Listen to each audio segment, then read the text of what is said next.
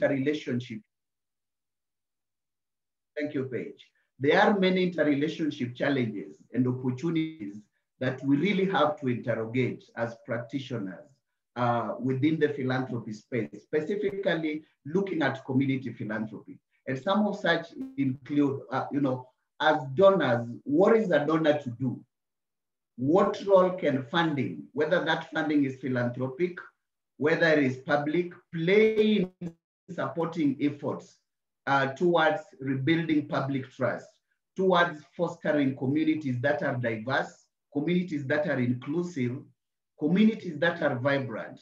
And are there aspects of our practices that we probably need to change or unlearn so that we can facilitate the kinds of efforts that we are talking about? And so community philanthropy, in a broader sense, as a form of, or a force for, or locally driven development that strengthens community capacity and voice, that builds trust, and most importantly, that taps into and builds on local resources, therefore, becomes very important and takes on a particular relevance. And I think it's out of that relevance, it's out of that importance that we are in this call today to just explore how do we ensure that that relevance exists, the impact that we all want to see at the community level takes place, the power shifts that we have been talking about, are actualized. And lastly, the communities that we serve feel that they are involved in all the processes that we are talking about in generating that impact. And so community philanthropy are thus very crucial in ensuring that that great impact on development, particularly poverty reduction through locally based interventions and through seeking long-term solutions to the locally defined problems by the community themselves, which facilitate local ownership and eventually lead to sustainability. And that was the relevance of that earlier quote that I made. So to this effect, EAPN, we recognize that community philanthropy really enhances local ownership. It really leads to empowerment. It promotes building and strengthening of connections between communities and organizations that represent them. And so it also reduces donor dependency and it creates greater impact. That is our appreciation as EAPN. Within the membership of the organization, of course, there are many organizations that support community philanthropy. And our responsibility as a network, definitely as a primary role, is to meet the needs of our members. And so we appreciate that there's need for us to strengthen community philanthropy. There's need for us to strengthen the ecosystem and the local resource mobilization, as well as contribute to that establishing of a knowledge base regionally towards community philanthropy. And there have been many significant efforts from a number of our members. KCDF, for example, the Tanzania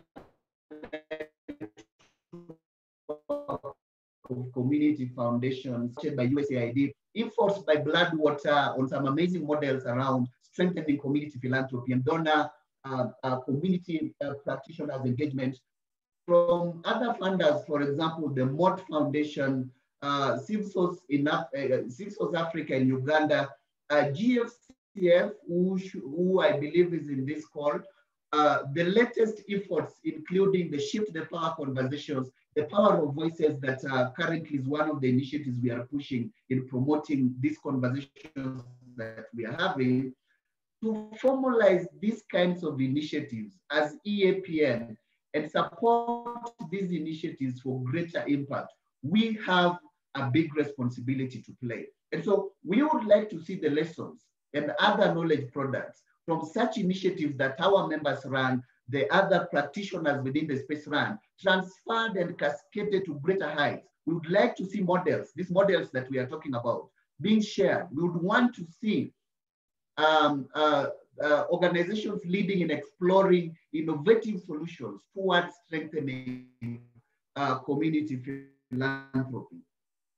And so today's peer learning is a continuation of those many efforts that I've just mentioned a few, from the many actors pulling together their efforts for a stronger impact. We want to have deliberations today. And from this session, we have a plan that engagements for one of the learning groups around community philanthropy that we want to create as one of the platforms that will foster the conversations that will come out of what will take place today. So this group and that platform really aims to bring together, you know, grassroots organizations, donors, to work together with the other stakeholders within the community philanthropy space. For example, do a mapping of the community. The platform should be able to enable us deal with the challenges and the opportunities within that space that we are looking at, so that we are able to leverage for a maximum benefit and create awareness, you know, for local giving.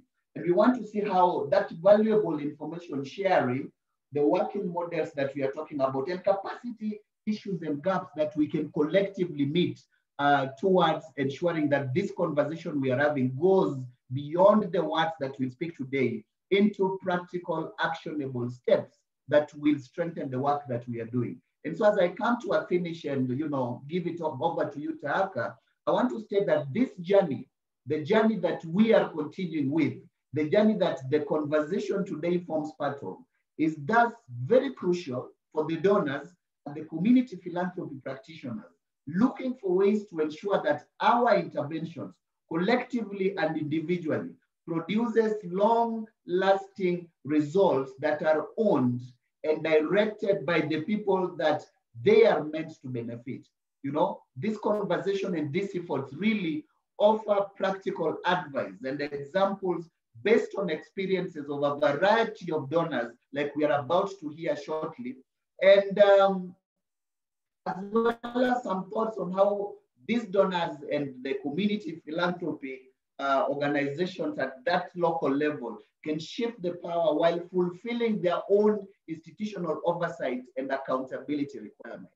So a very interesting conversation ahead of us.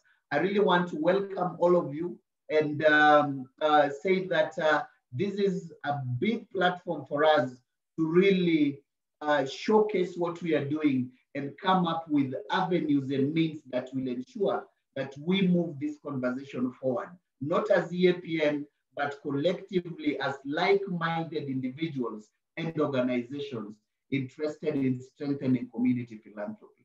So welcome all. Here we say karibu sana, and over to you, Taaka, to move us forward. Thank you. Thank you very much, Evans, for that welcome, for that introduction, and the framing of the conversation.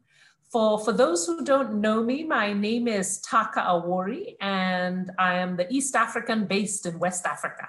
So this is the way we do things now. It's the African Union lived reality. Eh?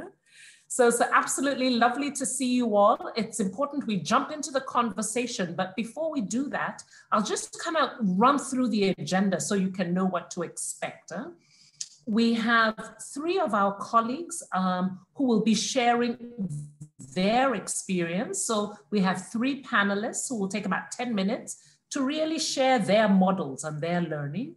And then we will begin the conversation. I'll open it up to the floor and we'll have some of your thoughts, feedback. Some of them have their grantees here, so it'll be great to hear from them. And then we'll move into smaller groups to talk about, so how do we take this forward? What really needs to happen concretely? And then we'll wrap up for the day. Huh? So the key message is that this is a conversation. This is a learning forum. So we're really here to learn from each other, but the conversation will be lifted off by three of our colleagues who are sharing their experience, because I think what's coming out quite strongly, this is nothing new. This is things we've been doing for a while, but it's about how do we make this the norm within the philanthropy sector. So I'm very proud to introduce, I'm honored to introduce three colleagues who you probably already know quite well. We have Nadia Kist, who is the Director of Africa Programs at Bloodwater. Welcome, Nadia. We have Mamo Mohapi, who is the program officer at Mott Foundation. Welcome, Mamo. And we have Peace Kadondi, who's the philanthropy program lead at SevSource Africa. Welcome all three. Yeah? And so maybe in order for the panelists, we're going to start off with Nadia, then we'll go to you, Mamo, and then we'll have Peace. And you, as we know, you each have about 10 minutes to run through your slides. Yeah. So Nadia, over to you.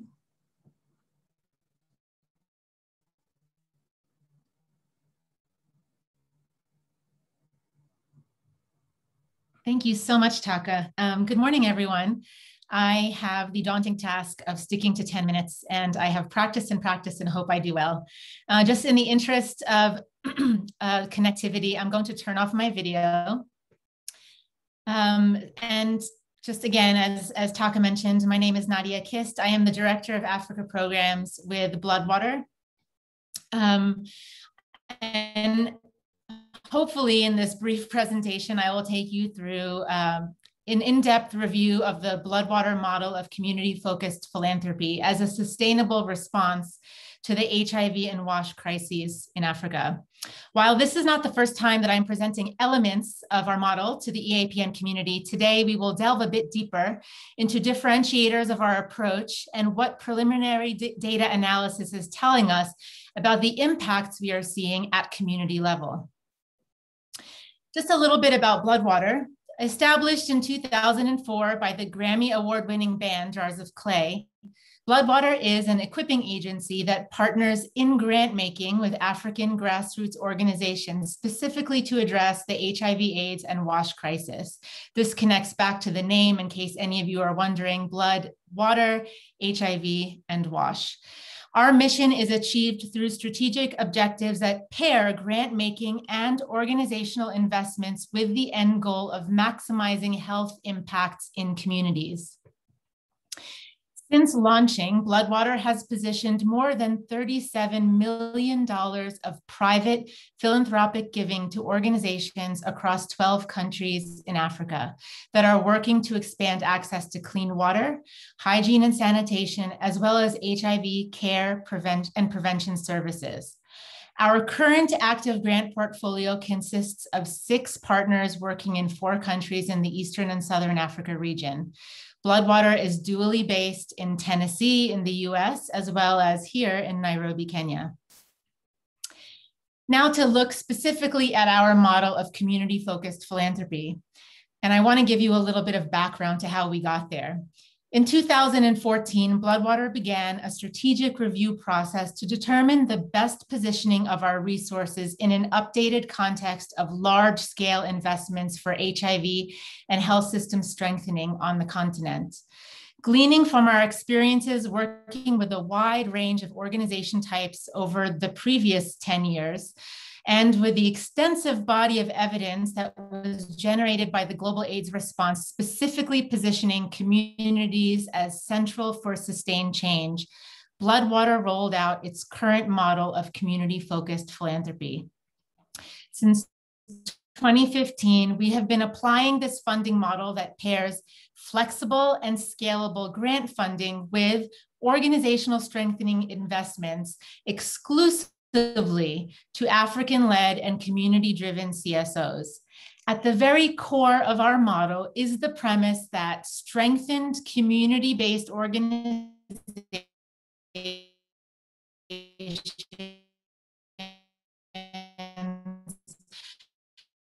with improved institutional health are that communities are the experts and the rightful custodians of their development processes. We also know that communities are already resourced in diverse ways. Therefore, our funding partnership exists to advance and leverage these already existing community resources for amplified impact. Lastly, we believe that partnering at a community level means following the community's lead. This means supporting strategies and priorities that are determined by local leaders themselves. So to look a bit deeper at the core elements of the Bloodwater model, what is distinct to us is the longitudinal design of our partnership. And this longitudinal design provides a cadence and pace for relational depth and community impact. We designed our partnership trajectory to begin with the end in mind. Our core partnership is applied in 2-year grant cycles that are renewable for up to 4 cycles or 8 years. This is the maximum length of our relationship. We intentionally partner at a smaller scale for depth with a maximum portfolio size of 10 to 12 grantees at any one time. As I previously stated, we're currently at a cohort of 6 grantees, and we are actively scaling this to reach our maximum capacity of 10 to 12 organizations by 2023. Our grants range in size of a minimum of $50,000 per year to a maximum of $100,000 per year. And this funding is flexible with low administrative burden that has a scalable plan with a responsible phase-out window. We apply a defined organizational strengthening framework across all of our grantees unilaterally.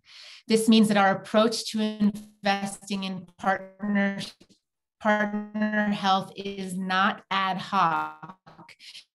And we do this with metrics that are designed to measure impact.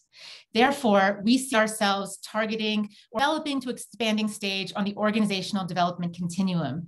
These organizations could be typified as being beyond the startup stage, but they're typically not yet on the radar of larger funding partners.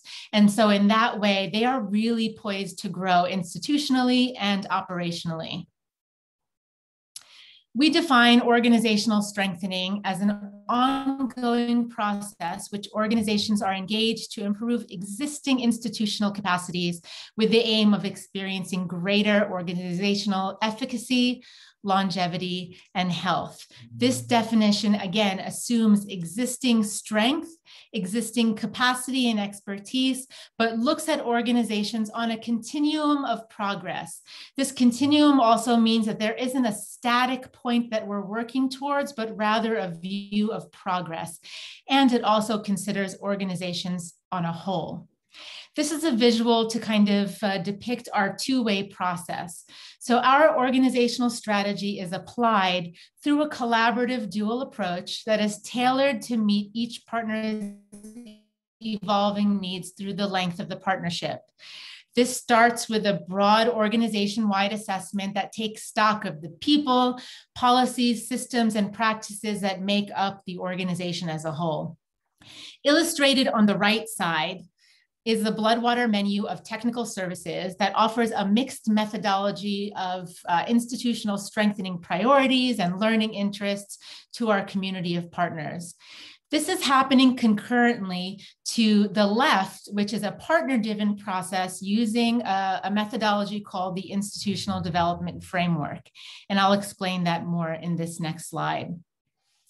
The IDF is a sector-validated and trusted assessment toolkit used for community system strengthening for over 20 years.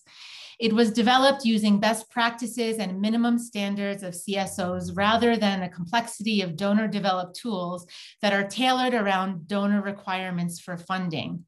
This is not an evaluative process without action. So unique to our model is that Bloodwater ties $10,000 of supplemental grant funding for partners to apply and resource actual solutions to strengthen their institutional health priorities independently of Bloodwater funding and Bloodwater interests.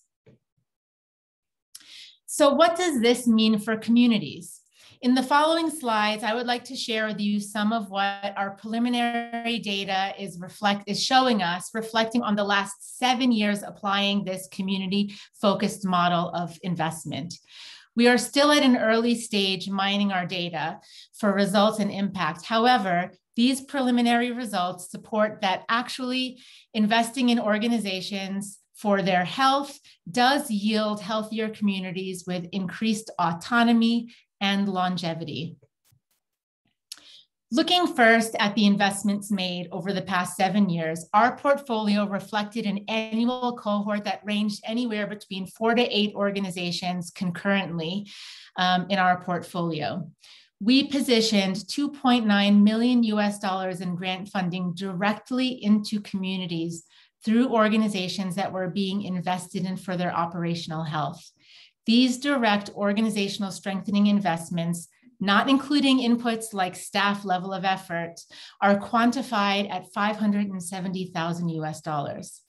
One exciting metric is the increased contribution of community resources and other funding sources towards partner work, where at the start of the grants model in 2015, an average contribution towards the grants coming from existing resources averaged 15.8% from our partner cohort pool.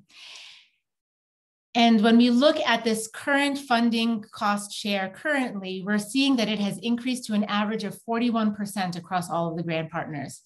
This is a change of a 25% increase in cost sharing towards the grants from community resources, community contributions, and other funding sources. We are also seeing a measurable improvement in organizational strength. The average progression in organizational staging based on the IDF metrics show that at the point of initial assessment, partners stage just at the cusp of the developing and expanding stage here at around 2.07. At the time of reassessment, there is marked progress in the OD continuum where the cohort average classified now as late expanding stage, reflecting a 19% progression of organizational health. This is a critical year for us and our partners as 4 of our current grantees are undergoing the organization reassessment in 2021, which means that this analysis will be updated again soon to reflect the larger cohort with more recent data. While I don't have enough time to delve into the details of our partners' impact on health outcomes in communities, I wanted to populate for you some really exciting indicators on the results of their expanded access to WASH and HIV services. So for the purpose of today's discussion, I just want to present this sample as a broad overview for your consideration, and only focus on asking you this, to please consider that when you look at these numbers, this incredible and transformative work is being accomplished by communities for communities. These are community-based organizations implementing fully locally led initiatives, driving health and development change directly at the grassroots level, receiving direct funding from us in partnership. And I think with that, I'm at time, so I will stop here, a little bit abrupt, just to give time for my colleagues to also share their models and their findings. Thank you. Thank you. Absolutely brilliant, Nadia. The problem with enjoying a presentation so much is I didn't even want to stop you. I wanted you to continue going, but thank you so much for doing that so concisely. All right. So folks, with your permission, I'll continue on to Mamo. We will have time when we're finished with all 3 presentations for us to share comments, questions to our panelists. So Mamo, over to you from Mott Foundation. For those who are just joining us, we're hearing from our panelists. We're now about to hear from Mamo Mohapi from the Mott Foundation, sharing their particular model, how it works, how it's different, some of the benefits, the key underlying values. So over to you. Thank you so much, Taka. Nadia is certainly a tough act to follow. And thank you very much also to the EAPN team for pulling this together. I think this is indeed an important conversation at this point in time in the space of philanthropy and broadly more the development sector.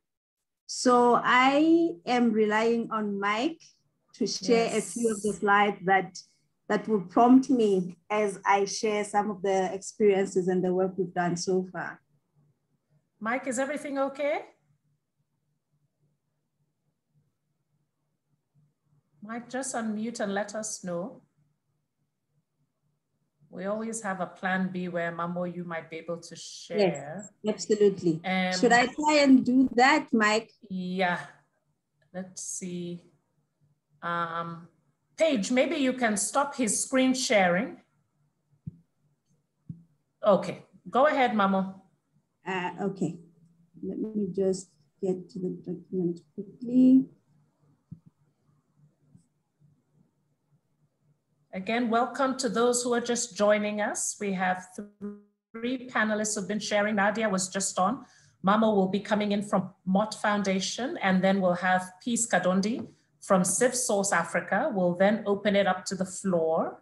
And then later we will do some group work, some smaller reflections on how we take this forward. All set?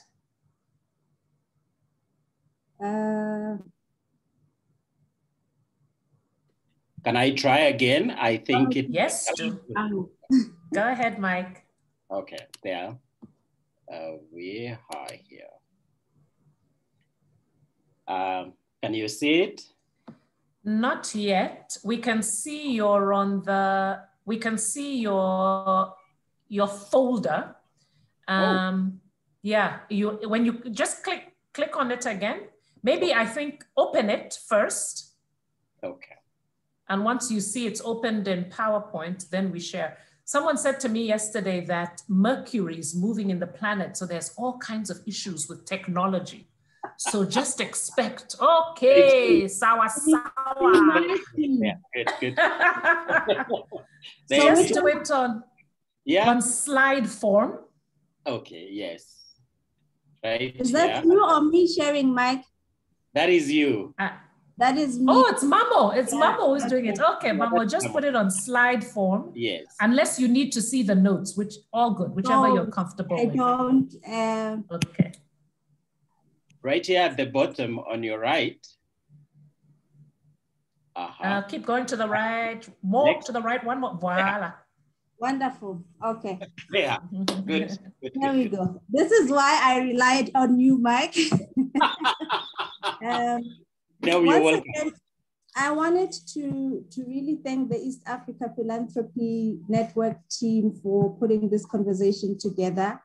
As many of you on the call may know, the Mott Foundation, we are a private philanthropic foundation that is based in Flint, Michigan. And the foundation has been in existence since 1926. So we've been around for a while.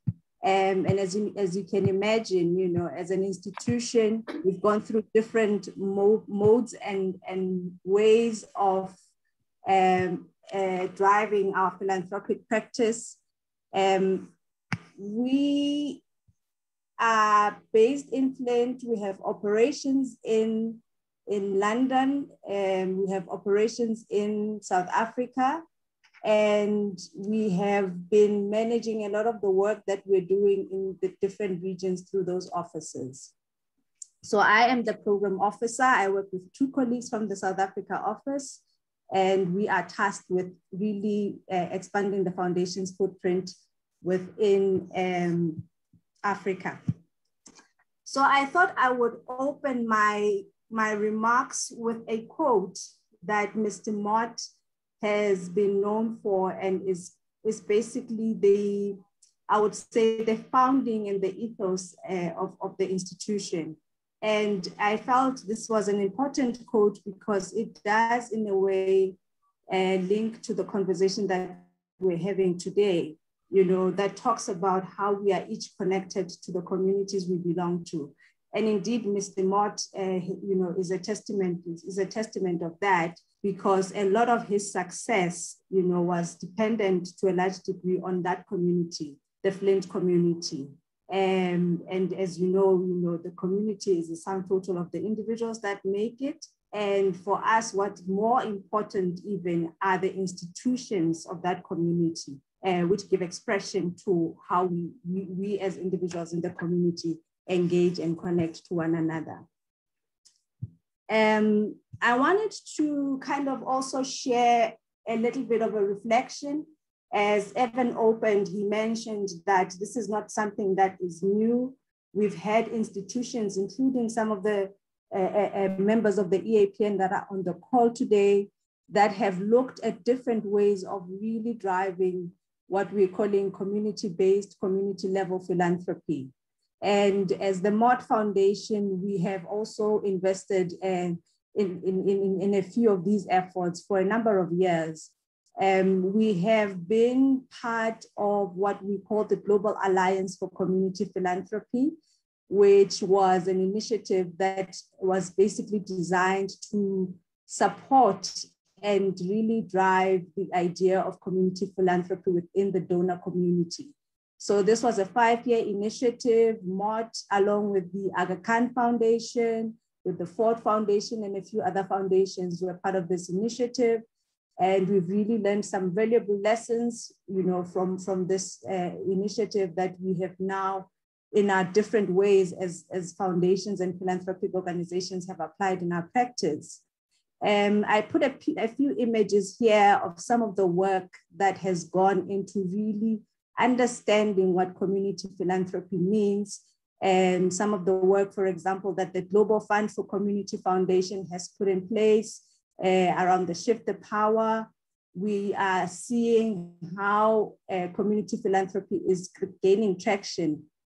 And in 2017, actually, the Johnson Center identified community philanthropy organizations as one of the fastest growing types of institutional formations in the philanthropy sector. So this is just to really kind of illustrate how far the practice has come, what efforts have been put in place, and how the Mott Foundation has positioned itself in this space. So as an institution, we have been funding several initiatives that have been guiding the thinking around community philanthropy. And in the last 3 years, as of 2019, what we had decided to do at that point was to, in a sense, focus our support much more closer to a particular type of institutional formation that in many ways gives expression to the idea and the concepts of community philanthropy. And so what we have decided to do as an organization was to focus more on supporting the growth and the development of community foundations.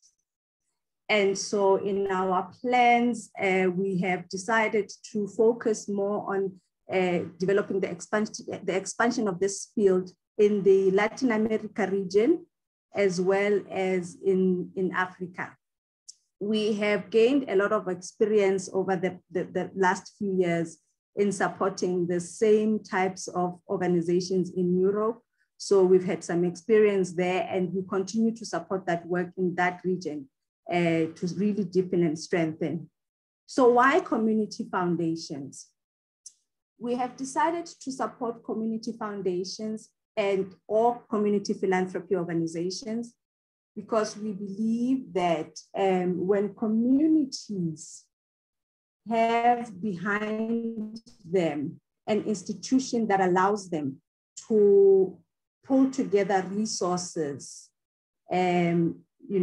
both from within the community as well as from outside, it allows them to determine and define how they see their development. It gives them, the power to decide what forms of development needs to happen within their community. So we have been interested in seeing how communities are able to do that with the support of our partners. So the what is we focus on community, on supporting efforts that allow them to define and determine. We support efforts that help them build an institution around their own philanthropy as a community. So being able to establish some kind of a structure that helps them to absorb, to be custodians and stewards of resources that are then deployed to deal with issues in their communities. We also support structures that allow these different community structures or community philanthropy organizations to connect to one another. We have seen in our experience in Europe how when community foundations from different parts of communities, when they come together, how they grow in their own work within their communities by learning from one another. So we support efforts that also build the networks. Ideally, what we hope to see in the future through our work is where we have a strong field of these community philanthropy organizations that are really mobilizing, local power, local resources, and that drives development from the ground up. So how we do it, we make grants. We make grants that are designed to support efforts at the local level. We identify what we call at the MOD Foundation, Community Foundation Support Organizations. These are organizations that we make grants to that have the tools, the resources, and the capacity to work with communities at the local level. And so their role is to really be the ones that walk the journey with communities on the ground as they define for themselves how they want to structure a community foundation. So they will identify communities that have the resources, the commitment, and the willingness, to pull together resources to be able to build up a community foundation. So for us, what has been a key element to all of this is making sure that as we identify partners and grantees, we work with organizations that understand the principles around community philanthropy, that have in some respects walked the journey, that as institutions themselves embody the principles of community philanthropy, where you really have to look within as an organization, where you have the capacity to build resources, where you have the ability to move resources. So we've invested a lot of time in identifying organizations that embody those principles. And so we focus a lot on institution building, as I've said before, the concept of building structures that are there beyond the existence of the big foundations such as the MOD Foundation is something that we've always been committed to. And so we apply the same principle here with our community philanthropy work. We've also used our role as a foundation to be able to create connections across fields. We've seen how, having links with others outside your own space really enriches your own work at a local level. So we use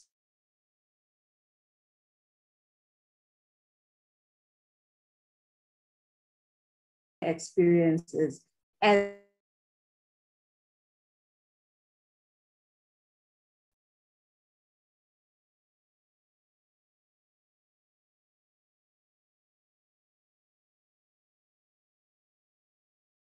is 2 years of those that make decisions about development. So we have been providing platforms for engagement where institutions that are on the ground can be able to also have their voices heard. And so what have been the benefits of this kind of approach at the local level? As I said earlier, we've supported a lot of this work in Europe, and in Africa, and more so concertedly in the last 3 years, we have really focused and honed in on the community foundation approach. But what we've seen so far from the work that we've supported is that the role of a community foundation is to build trust in a community. When people are co-investors in a structure that is designed to help them address their own issues, they connect to one another. They have trust in the institutions in their community and in one another. So we've seen that more so even now during the period of COVID, where when communities were struggling to really deal with the pandemic and find ways of responding. the community foundation was their first port of call. And so even when they were able to put resources together, you would have, from the richest to the poorest, bringing in all sorts of things, whether it be financially or otherwise, to help communities deal with the pandemic. We've seen, there's an example of that in South Africa here, where a community foundation has been able to raise a lot of funding and resources, and more so from the diaspora, than even within the community, purely because, they were seen as a trusted source of a resource rather in their own community. And it also gives communities the power to make decisions about their own development. Many of the community foundations that we've supported, particularly in South Africa here, have become involved in some of the processes at their local municipalities, where they have to plan for how the resources within the municipalities are allocated. And community foundations are an important stakeholder in those discussions. They are able to determine how resources are deployed. They are able to determine what is invested in the communities, what types of initiatives are driven in the community. And so it does give communities the ability to really drive their own development at the most local level. We've also seen that it builds a lot of leadership in the communities. Some of the initiatives that have come through community foundations, such as the Youth Bank project, for example, we've seen how young people have been able to really build and cultivate their leadership skills by being involved in some of these funds. And in addition to that, they've been able to really hone in on some of the skills that they wouldn't have otherwise been able to gain because of their involvement in community foundations. An important element has been how they've been able to, build up skills for raising resources at the local level, build up skills for making decisions about what priorities what the priorities are in the community and how the resources are deployed to respond to those issues. And I think in its most basic form, we have seen how when communities have a long-term and flexible vehicle for driving their own development, it really gives them a way of thinking long-term and thinking differently about their own development. So these are some of the benefits that we have seen, through the work that we've supported. And lastly, I wanted to talk a little bit about the values and the principles that we've kind of found as an institution. Mama will have to do these fairly quickly though, as we move on to the next one. I think a lot of them are very kind of straightforward and to the point. One of the things that we've really learned in this line of work is to have a lot of humility. Because we understand that in as much as we are custodians of resources that allow things to happen on the ground, we don't have the answers. And so, being able to respect the fact that communities are the ones with the answers has been an important part of this work. Being invested for the long term. I think I omitted to mention in the beginning that the work that we're engaged with now as the foundation will be running for the next 10 years. And that's because we appreciate the fact that some of these processes are not linear, so it needs a long-term investment. And just building relationships and connections and being respectful and being committed to the work that we do on the ground. I'll stop there for now and hand it over back to you, Taka. Thank you. Thank you so much, Mamo. I hated to interrupt you because I was also enjoying so much the presentation. I'm so mindful of time, but thank you so much for sharing your unique model, some of the benefits and the underlying principles that enable that to happen. Huh? All right, so I'll move very quickly to our last presentation from Peace Kadondi from CIF Source Africa. Peace, you have the floor. I think, oh, wonderful. Mike has been able to share. Over to you, Peace.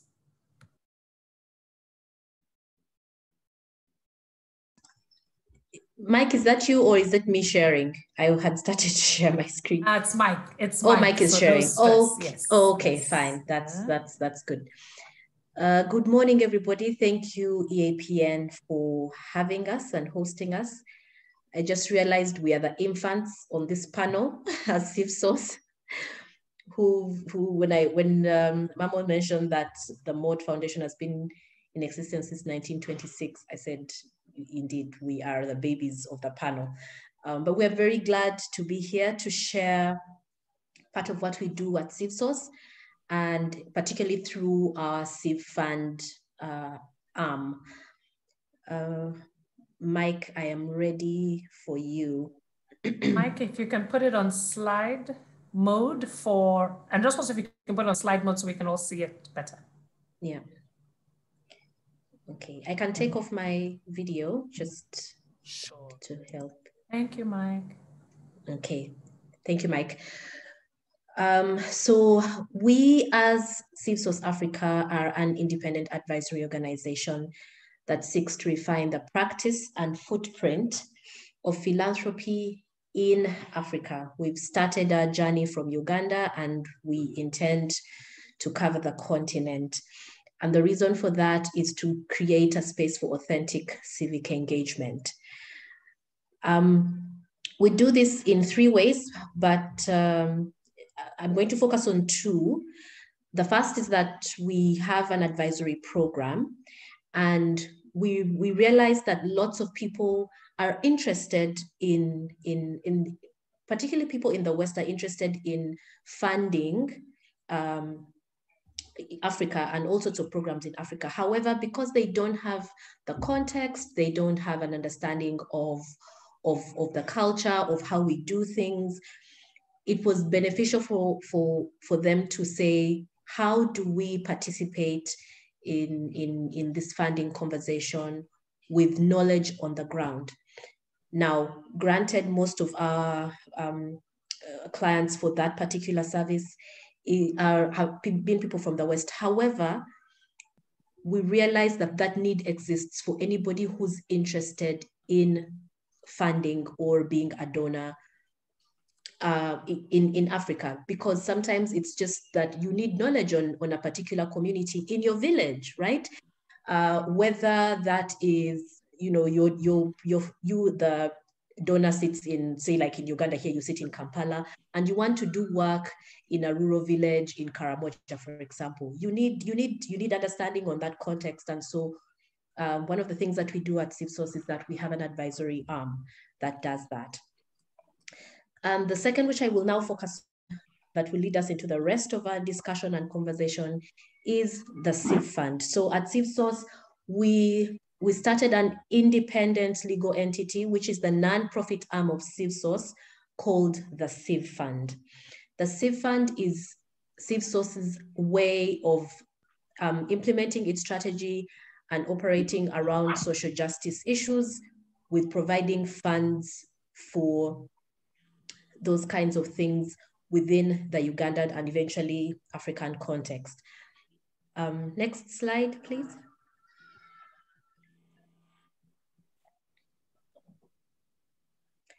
So what is Civ Fund's approach and model? So we are very feminist in nature, and what that means, particularly for at Civ Fund, I know feminism and the title feminist will capture different people and mean different things to different people. However, for us at Civ Fund, we are saying that we want to disrupt the status quo. That's what we mean when we use the phrase feminist in nature, that we want to support communities that are most affected by gender inequality. And so I'll give an illustration. If we go into a community and find that most of the institutions are run, say, by women, and the men are the minority in that particular community, we would come in to disrupt that situation. And the reverse is true, that if we went into a community and most of the institutions were being run by men, we would want to disrupt that. So it's less about, it's more about what is the inequality here and how then do we disrupt it to bring about some kind of equity along gender lines. The other thing is that we focus on issues that matter to the communities where we fund. And this is very similar with what Mamo and Nadia had mentioned, that we are very intentional about letting the communities participate in the decision-making process, because they are the ones who know what it is that they need. They're the ones who know what kind of outcome and impact they want to see at the end of the day. And so our interest is to come in and focus on that issue. So we don't come in with our own issue. We come to say, what's the issue that's important to you? How do we support you to make it work? And then the last thing around the feminist arm is that we build relationships based on trust and believe that everybody has something to bring to the table. Again, this is very similar to what Nadia and Mamo mentioned, and so I won't repeat that. The second way that our approach and model is a little bit different is that we focus a lot on movement building. So I'll tell you a little story about a grantee of ours called Friends of Zoka. So Friends of Zoka are doing work to protect indigenous trees and forest resources in Adjumani. Adjumani is a district in the West Nile area. It's close to both Sudan and the DRC. It's in that area. Now, Friends of Zoka are registered, they are more organized. When they saw a call for support for natural resource organizations, they applied. However, when we started the conversation with them, we found out that Friends of Zoka works with groups in Acholi region in Gulu district and another district close by called Lira. And the groups that they work with there are loose. They are not organized, they are not registered, they don't have any documentation. However, because of the way their protection for indigenous trees program works, they have created a link across the northern region of the country to find ways to capture or to catch people who are felling trees illegally. So what happens is that people go to Adjumani, where Friends of Zoka is registered and work, and then they cut trees and take them through Gulu and Lira to sell and then eventually export to other parts, to East Africa or wherever. So a registered organization is working with loose groups in 2 other districts.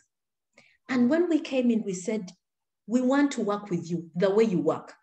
We are not going to ask your friends in Gulu to register. We are not going to ask your friends in Lira to register. However, we want to support that group.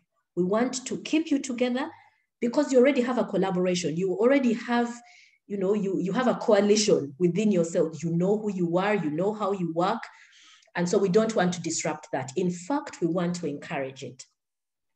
So that's the other part of our model.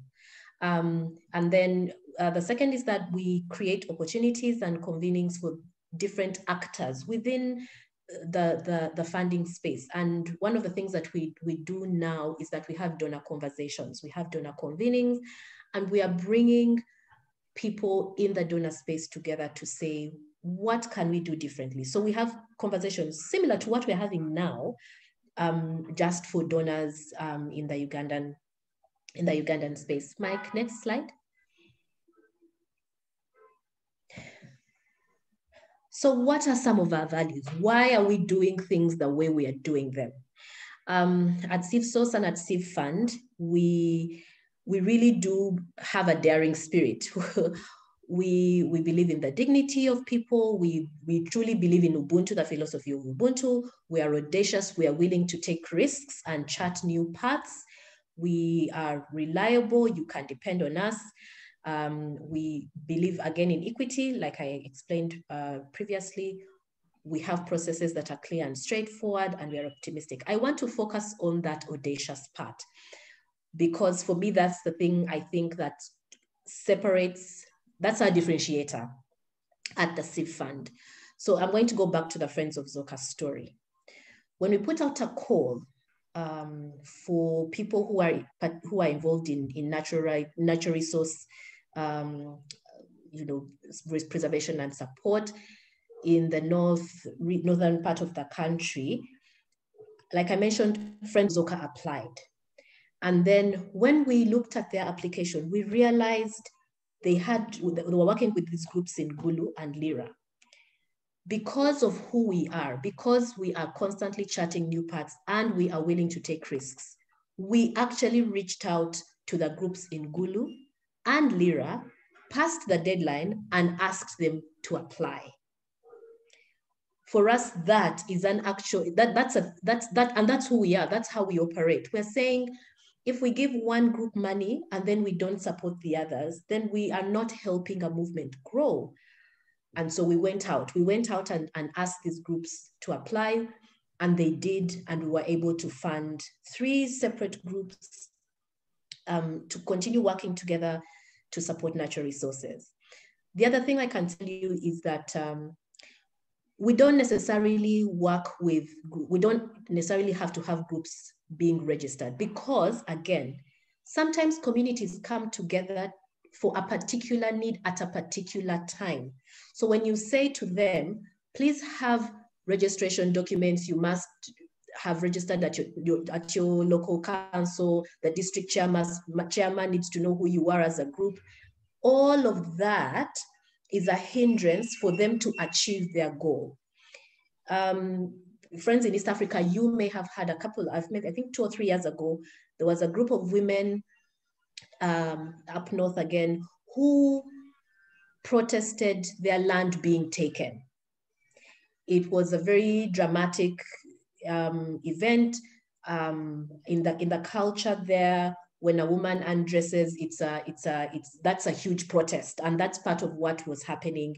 The women were so upset, they were deeply troubled that their land was being taken.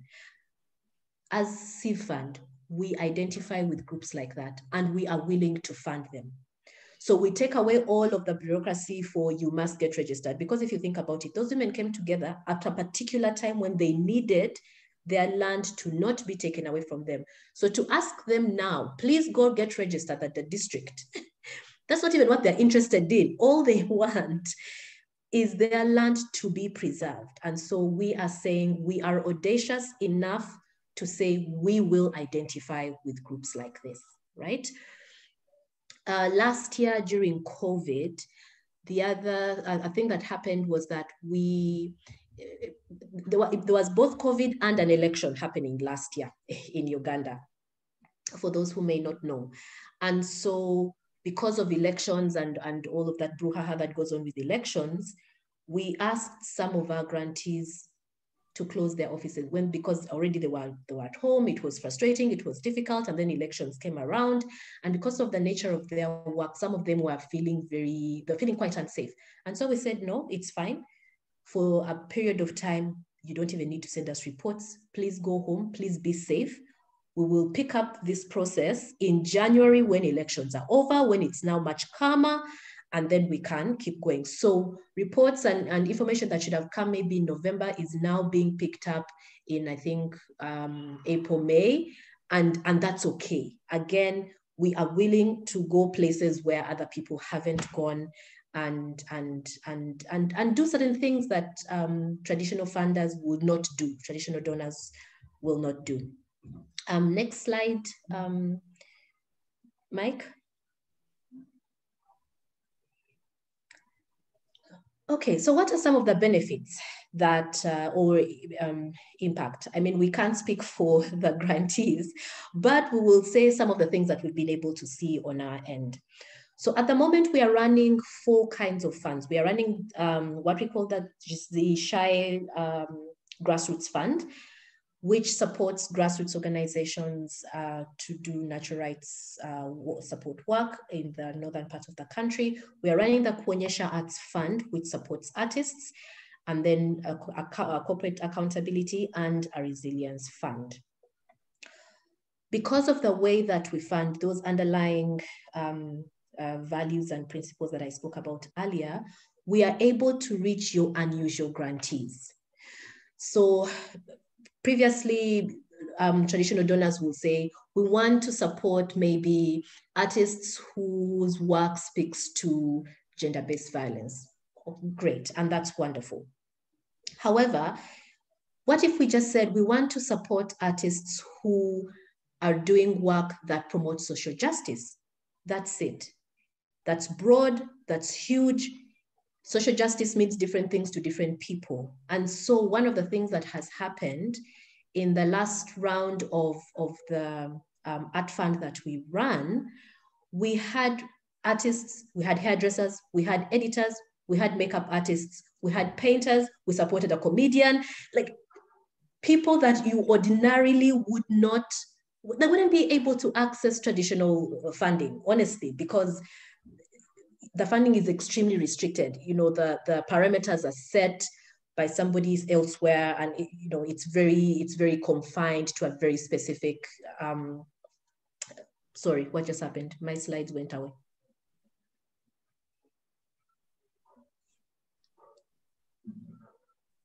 Okay, great. Yes, so we get to reach your unusual grantees. And then the second thing is that our grant making comes with what we call grant making plus services. And so that is, capacity building around things like safeguarding.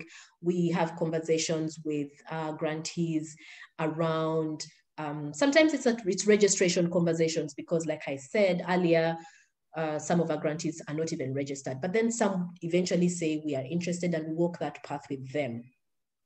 We're also very, very, very interested in the well-being, in the health of our grantees. And so particularly last year around COVID, one of the conversations that we're having with grantees was, are you resting? Are you healthy? Are your families okay? Are your staff okay? How do we support you? Both monetary or in terms of just relaxing on some of the requirements like reporting and targets and all of those things, because we are very, very, very interested in the human being. And just that understanding and appreciation that if we say that this work is about people and development of the African continent, if we're not taking care of people, then we really are shooting ourselves in the foot. Last slide, Mike. Yes, and then we'll need to wind up. Yes, no, that's it. That's the last slide. That's just one of the proverbs that we have at CIFSOS, and we say that if people come together, they can mend a crack in the sky. Thank you all. Brilliant. Thank you so much, Peace. Again, I always hate stopping folks when I'm enjoying the presentation so much. Huh? So thank you very much to all our panelists for really catalyzing a really interesting conversation I'm imagining we will have. Huh? So I would really like to open up the floor to comments, questions, and it would be even particularly interesting to hear from any of the partners, from any of those who have spoken here today. So for example, I know we have one of Bloodwater's partners here today. We have Jeffrey Kinalwa, the Executive Director of PACT, which is Partnerships for Community Transformation in Uganda. So Jeffrey, if you're on the line, I know you dropped off for a bit and you came back on, but if you're on there, it would be lovely as we start to open up to participants, maybe to hear from you. We've heard from Bloodwater, but as a partner of Bloodwater, how are you experiencing this model that they have been using? What are kind of the benefits you have seen? Huh? So Jeffrey, if you're there, do unmute and share what your experience has been as a partner community organization. Well, thank you so much, Taka, for inviting me to speak at this moment. And I'm very honored and delighted to be joining this team of brilliant people, speaking and discussing how to make our African communities better to live in. Thank you so much for all your efforts. And indeed, we pledge our efforts to work with you to make sure that all our dreams come true as an African unit. Thank you so much. And yes, of course, it was interesting hearing the three people talk about the different community interventions. As a person who is at the grassroots, it just excites me to hear, because they're speaking to really as to what is really happening on the ground. And I'm able to grasp whatever everyone was really saying. And yes, as people were sharing, I just flashed back on 21st of March 2020, when Uganda registered the first COVID-19 case. It began as a story. We began hearing there's a disease in China, and we thought it was quite far away from Africa and from Uganda in particular. Little did we know that in March it would knock around our doors in Uganda, and indeed it happened. And it wasn't so long. I think after like 2 weeks, and then the government of Uganda announced a total lockdown for the entire country. And you can imagine, Tak and the rest of the members here on the panel, how it was, challenging and disturbing, because even the health workers were not really very sure on how to approach COVID-19. Even the government officials were totally confused, just like I think it was in different countries across the globe. But the most interesting part of it is that me as the executive director of PACT, I equally became disturbed. My staff were very frightened. My staff were very worried. We didn't know what was happening next.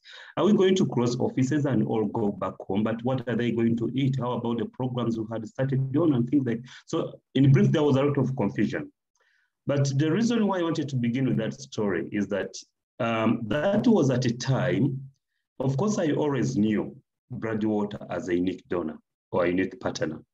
But for me, that was the time that I noticed more how Bradwater was unique. PACT has about 5 different major partners. As we received communications and emails to stop interventions and close and please don't spend any more money and all that, Bradwater organized Zoom meetings and was asking us to discuss how do we move forward during this COVID situation, during this situation of confusion and uncertainties. How do we move forward?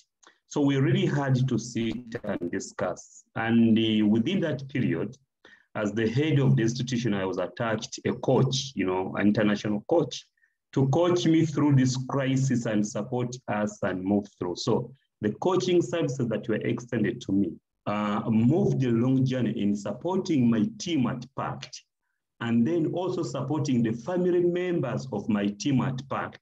So it was a chain of support to the entire community.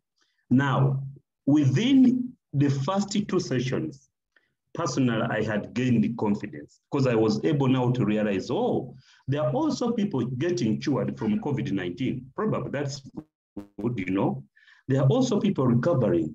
There's treatment. There's a way of preventing yourself, which I didn't have when the lockdown was announced and things like that.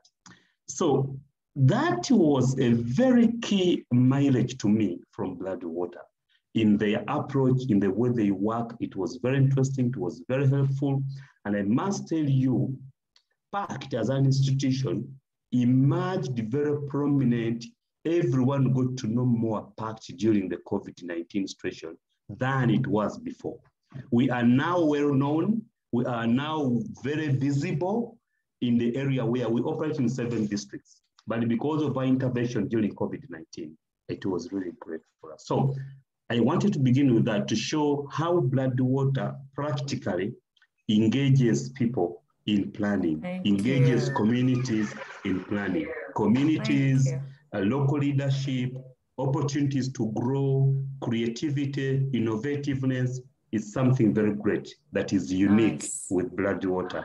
And then the other one, just as I summarize, also, is also the capacity development that we receive as institutions. This is really goes ahead that when Bradwater comes to give you the grant, immediately start the partnership, there's that long-term plan that we are funding you for 8 years. So you already know that.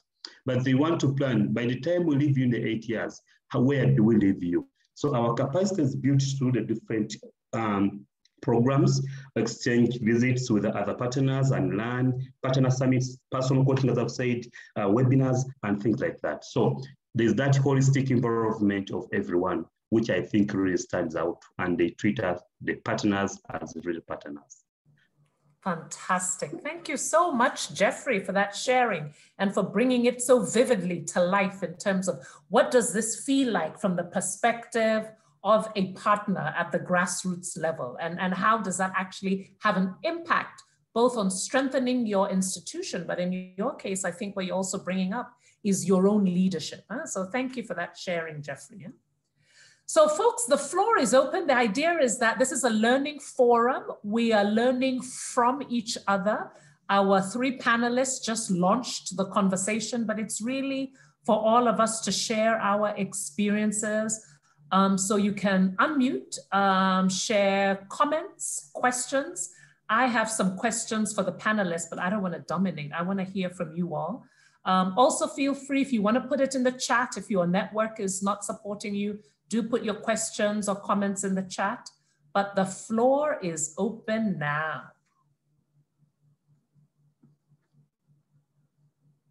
You can also raise your hands and maybe as folks are coming in, let me pose my questions because we'll take a whole bunch and then at the end, we'll give each of you an opportunity to respond to any of the issues coming up. So as people are reflecting on their questions or comments, I have oh no, Willa has come up. So let me pause and have Willa come in. Willa, you have the floor. Thank you very much. Interesting conversation we've been having. My name is Mwila. I'm representing Africa Philanthropy Network. I'm the communication specialist. I think for me, my contribution would be that it's not really a question, it's a contribution from everything that has been discussed, from the beginning of this session up until this very moment. I think we can finally reach a conclusion where we say there's nothing we can do for communities without them. I think it's important that in every programming that we do, in every initiative, in everything that we desire to implement in some of these communities, we ensure that communities take a center stage.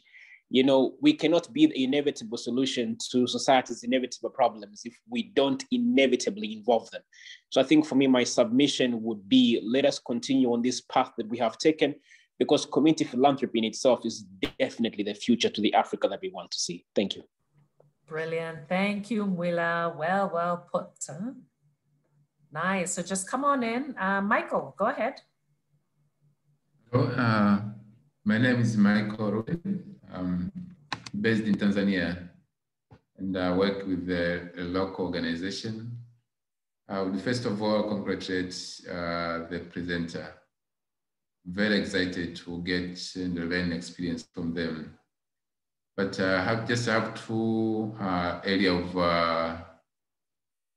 question. One is around what have been the challenges they have been facing in terms of rolling out this initiative with the community. We know communities have quite a lot of challenges, internal and external challenges. We'd also want to learn from there. And the second, for someone, whether a grassroots organization who wants to roll out the same model, what could be the guidance for someone to implement the same or to learn and implement in his or her own community? Those are kind of the 2 questions that I have. Beautiful. Thank you, Michael. Asante. Okay, so the floor is open with either comments, reflections, questions, and feel free to use the chat as well if your network is not permitting. And as you're reflecting on that, you all please do help me if you see any hands raised. I don't think I see any hands raised. Okay. As folks are coming in, the question I would like to pose to Nadia and Mamo, and then Peace, I have another different juicy question for you.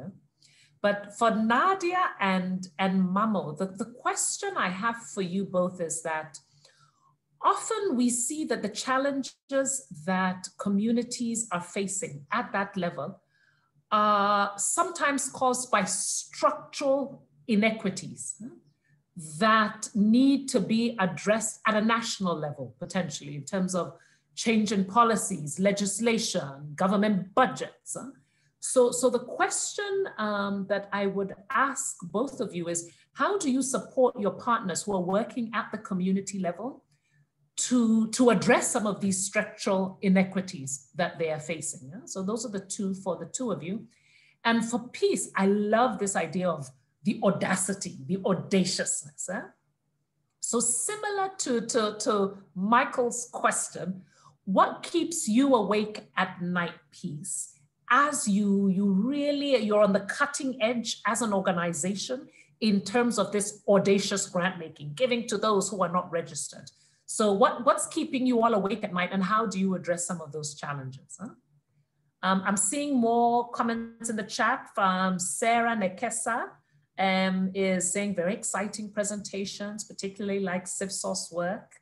And it's very interesting in knowing that you have actually of recent been keen in terms of working with people with disabilities. Nice, nice, nice. Thank you, Sarah.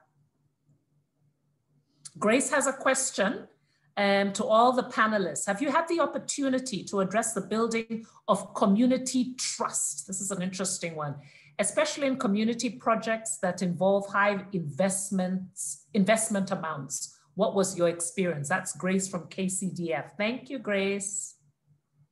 Okay. Nice. Anyone else? Again, you can use the chat or just raise your hand. Come on in before I turn it back to the panelists. All right, maybe I'll turn it back to the panelists for now.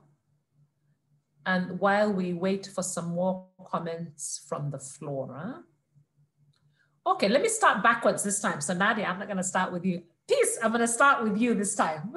And then I'll come to Mamo and then Nadia, yeah? So let me start with you, Peace. Thank you for the questions. I think I have two questions. Yes, you have the one from Michael on the challenges. Okay. You have the one from me about what keeps you awake at night, particularly around the audaciousness. Mm-hmm. But if you can respond to Grace's issue, if there's anything you would like to reflect on that in terms of this issue of trust, feel free to come in on that as well. Mm-hmm. Okay, thank you all for the questions. I think let me start with Grace's because that's the short, quick one. So the answer to the question is we haven't, and yet that's an area that CivSource is working towards. So under our philanthropy program, which is different from Civ Fund, we are working towards just creating a framework around how to support community foundations in all their different variations. And so in a couple of years, I'll have an excellent answer for you. It's just that at the moment, we haven't had the experience of it, but that's something that we are actively working towards being able to do, yeah. So what are some of the challenges, which I guess I can couple with what keeps us awake at night? The very first thing that came to me is the government. Interestingly, so because of the kinds of grantees that we work with, some of the subjects are quite touchy, and so we are constantly looking for ways to protect both ourselves as an institution and our grantees from being, I don't use the word shut down, but the conversation about an enabling environment is very alive and very active in the work that we do. And that really, it actually does keep us, I know that some of my colleagues have actually literally spent sleepless nights because of an enabling environment. And not so enabling environment, if I could put it that way. But some of the other challenges that I could just, Michael, is so again, because of the kinds of people that I said that we work with, like we work with loose groups, we are not particularly focused on registration and things like that, sometimes our partners don't necessarily understand why we are working with people who don't necessarily have a formal, don't follow the conventional way of doing things. And so we are constantly in conversations around mindset change. We are constantly in conversations around the shifting the power conversations. That's all part of the challenges, because you really are working against the grain. You're sort of swimming upstream, and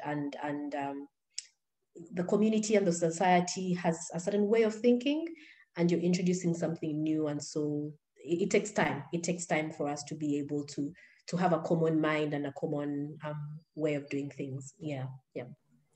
Thank you, Peace. Nice. So Mamo, I will come to you. So you have that question, also sharing your challenges, then sharing the question I had asked about how you deal with the systemic issues. There is a question about the trust. And also you could see in the chat, there was something, if you wanted very briefly to speak to Wanjiru's question about how do you rebuild after, communities have been so bruised by COVID, huh? Maybe, it's so good to have participation from from participants. So Mamo, if you don't mind, let me just see if John has a comment or question, because maybe you may be able to pick up something he's raising in your feedback. Is that all right? That's perfectly fine. Yeah. John. Yes, thank you very much. I really appreciate you joining this platform and the sharing. Only mine is a question after appreciating the Civ Source Africa. There was this part of the changing, actually it's about the friends of Zoka vis-a-vis the aspect of the changing of the status quo, the feminist in nature. So I got a bit confused somewhere, because the change of the status quo is a situation where they want to avoid the business as usual, whereby you go to a community, you get majority are women, and then the men are few, but then there is need to change something deliberately. But then at the same time, when she explained the friends of Zoka, that is in Adjumani, in Gulu, Lira, I realized that they were in the point of appreciating what is there and how the people are doing it. And so working towards strengthening the same. So a bit, I was like, okay, in this case, in one context, it's saying that we need to appreciate and work with already what is there. But then on the other hand, or in another approach, the change of approach is the aspect of the feminists in nature, whereby they seek to disrupt the status quo. So balancing the two was a bit of taking me to task to understand a scenario where you want to change a status quo, but at the same time, you also want to appreciate and build on their own already existing structures. Thank you. That is my area, the question I needed more clarification and explanation on. Thank you. Thank you very much, John. Okay, so we'll come back to you, Peace, after Mamo and Nadia to respond to that. So Mamo, you have the floor. Thank you. Thank you, Taka. Thank you for the questions. I think maybe to start off with Michael's question about some of the challenges that we've seen in rolling out this work.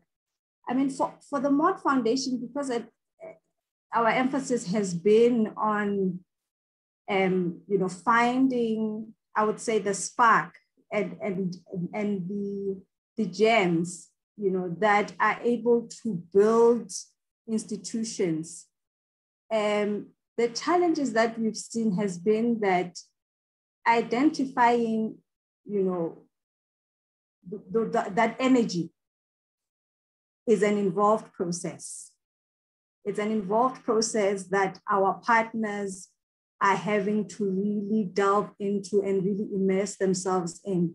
And as I said earlier, you can never really guarantee anything in these processes. And that's the nature of working within communities, And so the challenge has been for our partners to really identify where there is that energy, where there is that excitement, where there is that commitment that is really genuinely about building community ownership and community power, in a sense. What we often find is that when you come as an outsider, engaging communities about something that ultimately requires them, to be the ones putting in the effort and the resources and the energy, depending on what kind of community you come across, it can go either way, and so often you would find communities that commit because you're coming outside, so you might be seen as bringing in resources, you might be seen as bringing in money, and so there's commitment, but for the wrong reasons.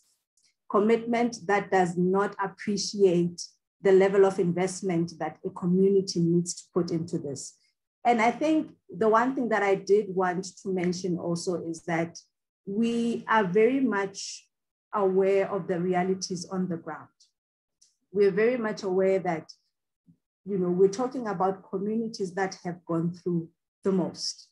Communities are bruised, communities have gone through COVID, communities are going through disease, communities are going through all sorts of challenges. And we come with the idea that says, with all of this that you're struggling with as a community, recognize the power and the assets that you have that enable you to be able to deal with your own issues. It's a process. It is a process that needs people to really internalize, with everything else, what they bring to the table. So those are some of the things, the realities that we have to contend with when as a foundation and as a grant maker, you get into a space where you really want to devolve the power of development change to the communities. So those are some of the things that we come across. And the lessons for someone who's wanting to do this, I suppose some of the things that I cited, that you need to be aware of all the forces that can come against this idea of saying, let's build from bottom up, and there's a lot that really can make it challenging. But I think if the investment is there, if the commitment is there, if there are some resources behind it, it's something that really brings about some long-term systemic change in communities. And maybe to your question, Taka, about how we're supporting communities deal with some of the structural inequalities. I think for me, what I have seen is that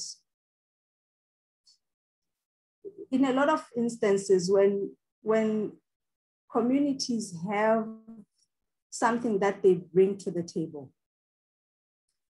something that comes from them that they have built, it earns them the respect of kind of the ecosystem of support, whether it be from government, whether it be from business, it earns them a bit of the respect that in any case should be, you don't have to bring something to the table for people to recognize your power, but in any case, that's the world we live in.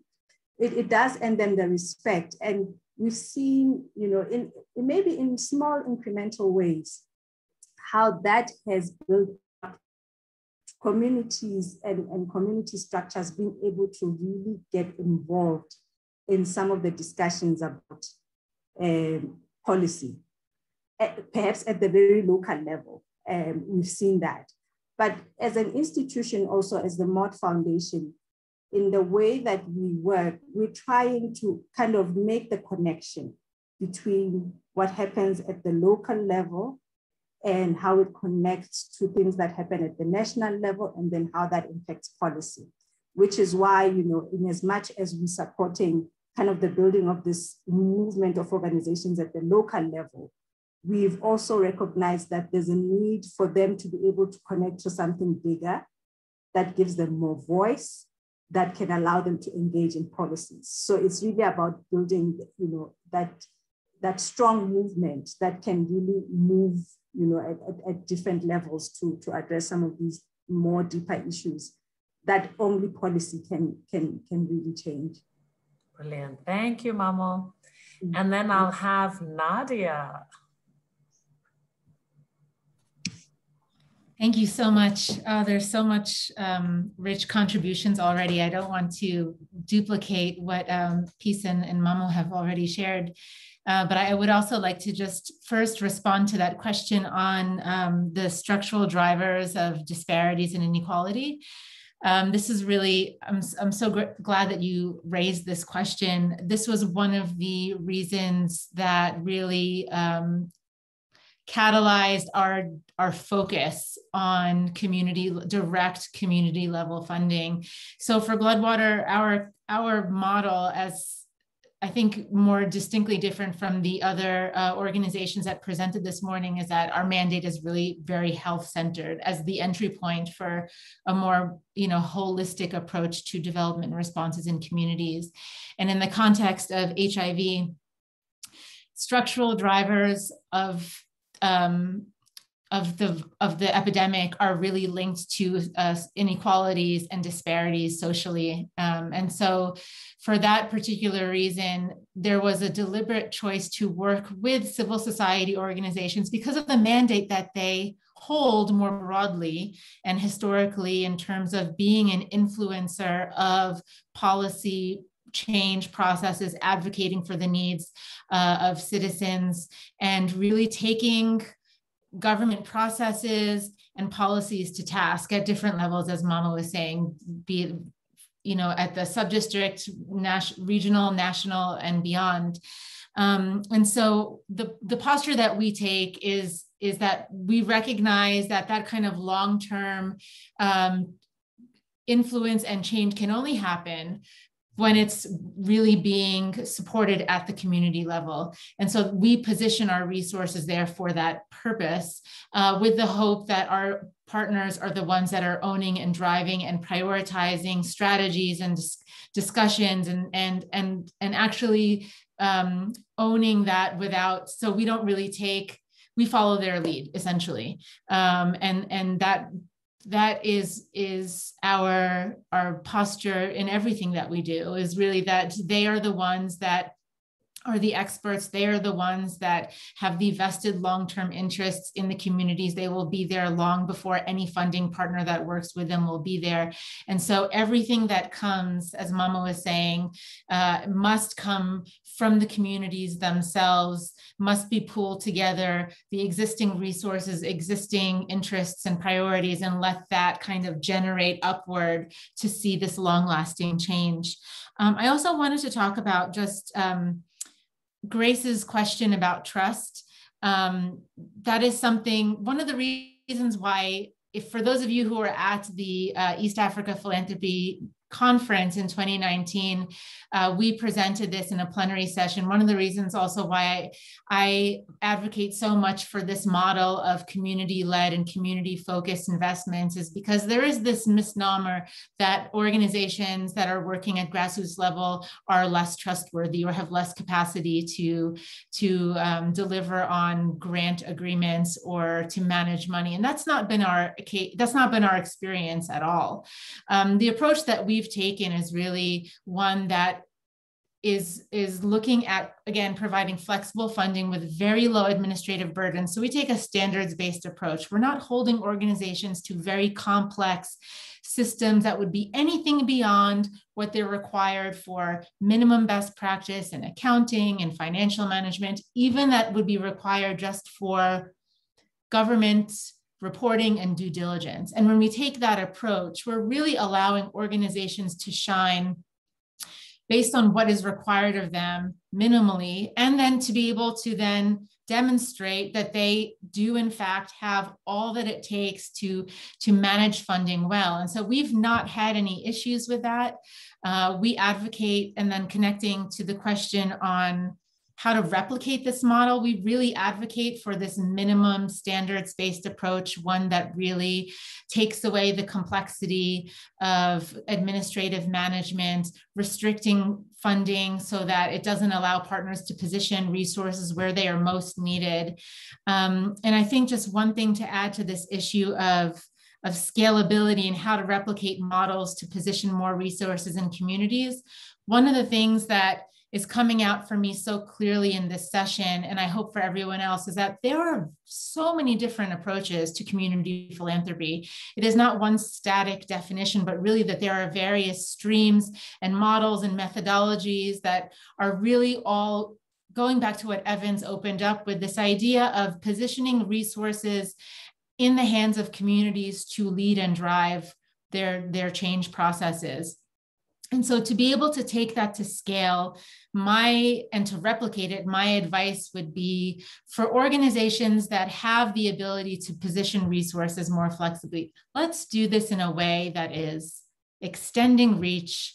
Let's understand our differentiators and collaborate to extend beyond the scope of where we are currently working rather than to duplicate. So I think there's something there about, with the diversity of organizations in this space, with the current increase in attention to community-focused investments, we can do our part a little bit more in terms of coordinating and collaborating together so that we are really positioning resources in places that are not yet being reached, or communities that are not yet accessing funding to leverage their existing resources in a more meaningful way.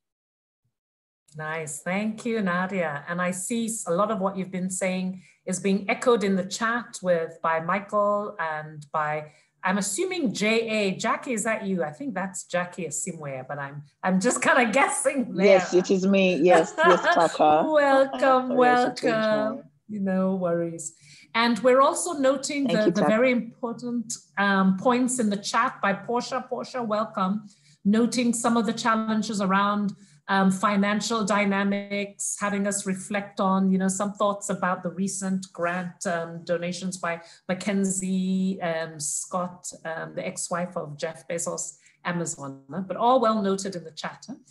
I'm going to hand over to Peace very quickly to respond to the question raised by John, and then it would be really nice to go into smaller groups as we come to the end of this to think about how do we move forward, because I think we're getting excited by what's present, but we need to think, how do we make this the norm? So Peace, really quickly to respond to the point raised by John. Thank you, Taka. Thank you, John. I think, John, if I understood your question clearly, it felt like there was a difference between the work that we do around disruption and on the other side, building on existing resources and practice. Did I get that right? I just want to make sure that I'm answering the right question. Yes, that is the scenario yeah. Okay. So, John, I don't think there's a contradiction because even when we are seeking to disrupt, we still go into the community to say, what is important for you? What do you want to, what resources do you have? How would you like to move forward? And then we'll support you to do that. So it's not, disruption here is not, it's not a force of will. It's not a force of will. It's to say, here we identify a place that we could potentially work together as a community. What are you interested in doing? How are you interested in solving this particular problem? And how do we support you to do that? Yeah, I don't know if that helps at all. Thank you, Peace. John, Nisawa. Yes, so probably from what I have understood is like when they get there, they try just to open to them an opportunity that they were still blind about, but then it exists amongst them so that they support that particular community to explore on that potential, on that opportunity, and that their strength that probably did not realize there before, and yet they have it. Nice. Okay. And a lot of this I'm imagining is being responsive to the context. And it's about thinking and being able to say what makes most sense in this context and how can we be disruptive in a way that's supporting the communities to determine for themselves what is most relevant. Okay, I see there's a question there for all of you in terms of how you identify your partners, but I'm wondering in terms of managing time, feel free to write that in the chat, because I think it's important. You know what happens in sometimes of these broad sessions, we don't sometimes have the intimate conversation. So I think it's still valuable for us to move into smaller groups and start to think about, well, what next? How do we really make this the norm? So in a minute, we'll break out into groups of into 4 groups in total. I have put in the chat right now the question we will be reflecting on. Will be Paige, who's coordinating us, if you could managing time, let's just make the group work for 20 minutes, because I think our numbers are a bit manageable, just for 20 minutes. And the question we would really like us to reflect on, I mean, you've heard from Nadia, you've heard from Peace, you've heard from Mamo about some of the key ways their models are different from traditional funding. And you also heard from Mamo that it's not always easy. There are lots of pressures to do it the same old way. But you've seen 3 models which are not new, but there is a real conversation that needs to happen about how do we make this the norm? How do we make more of us be adopting these key values, these key principles, these key models? And if we were to make this the norm, who else do we need to bring along this journey beyond us? So those are the only 2 questions that we will be discussing in our group work. Paige, I will invite you to put the link. The way we will do the feedback, anyone from EAPN can put the link for the Google Sheet on the chat. But the way we'll do the feedback is we'll invite you in your groups. You know how normally you will appoint a rapporteur who will jot down your key comments. But you know how it is, and many times somebody's writing their notes on a piece of paper. Later you're like, what were all those points? Half of them were not raised. So this time we'll invite you to give your feedback on a shared Google Sheet. Just please share it. If you can look on the link on the chat, if everybody can look on the chat, there is a link to a Google Sheet which you will use to provide your feedback. Kindly click on it now just to ensure that you're all able to access it so you can see what I'm talking about. Click on the link and just unmute if you're having any challenges, because this is where you will provide your feedback. And when you go into the link, you can see the question is there. Good, I see many of you are on, fantastic. The question is there, and then depending what group you're in, you will have one of you, just one of you, quickly jot your responses in the link. So Paige, please assist me so people know which group they're in. So for instance, give me an example of one person who's in group 1, Paige. If you're in group 1 and if you see Catherine Michobo, she's in group 1. And then wonderful. In group 2, we have, group 3, we have Mike Omaera from EAPN. He's in group 3. Group 4. Sorry, who was group 2? Sorry, go again. Group 2 was who? Group 2 is myself. You'll see EAPN. Mike was group 3. I'm even putting it in now so you know. And group 4? Group 4, we have Ida Maritim. Nice. Yes. Fantastic. And there's no group 5. So folks, in case you're wondering where to type in, you look and see, do you see any of those people in there? Then you know what group you're in. Please make sure somebody types it in. Do manage time. So we'll have 20 minutes, 20 minutes, so you'll be back at the 1:15. Wonderful. So I think we're all good to go. Paige, we're all good to go. Okay, ready. All right. See you all. Please manage the time well. Please click to join. Press the join button.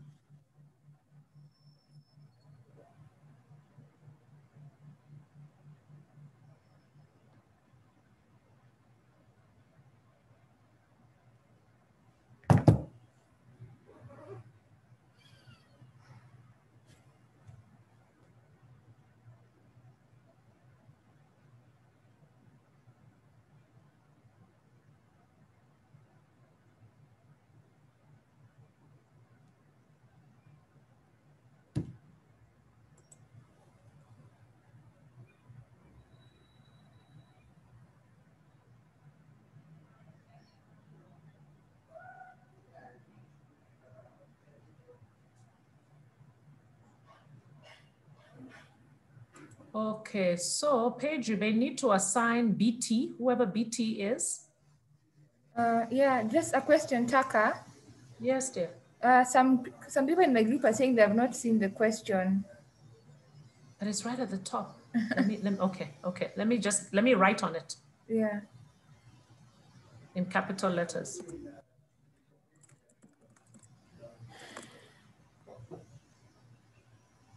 Okay, I've written in the document. Okay. So I'm moving to group. So before you go, actually.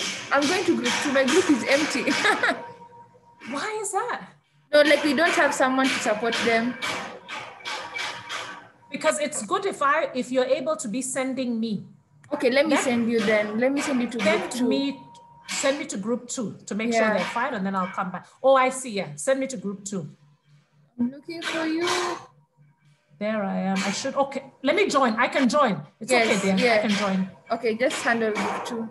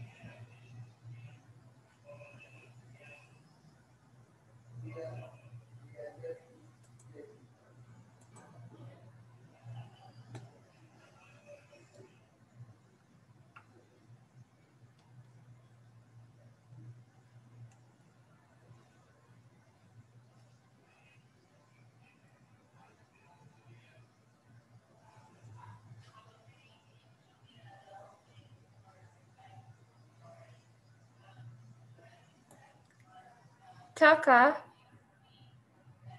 you're muted. Okay, Pauline. So 2 is okay now. Who is taking the notes? What's his name? Daniel is going to run and get his laptop. Did you want to go and help them? No, it's fine. Yeah, I'll let them own it. But they're good to go. Which one did you go to visit? I've just been moving. Yeah. Maybe.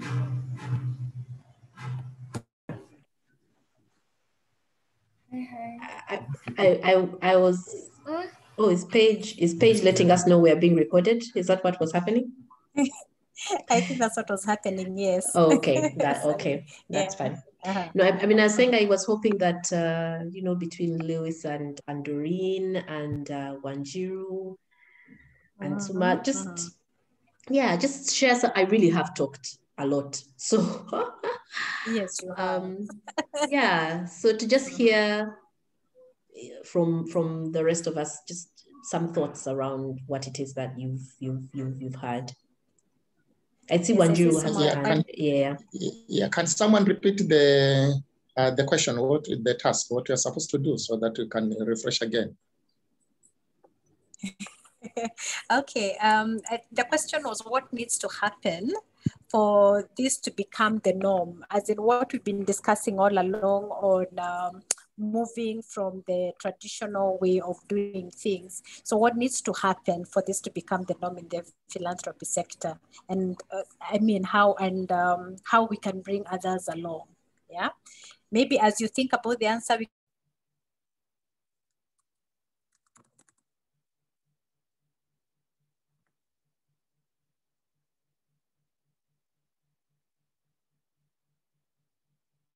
I think it